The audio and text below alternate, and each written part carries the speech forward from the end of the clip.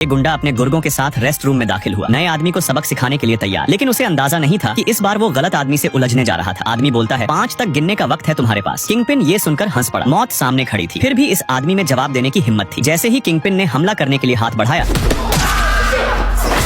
चूक गए। गुर्गों ने ये देखा तो हाथ में हथियार लिए अंदर दौड़े, लेकिन उनकी किस्मत खराब थी। सामने वाले ने एक ही झटके में उन्हें गिरा दिया। आधे मिनट में सब जमीन पर पड़े थे।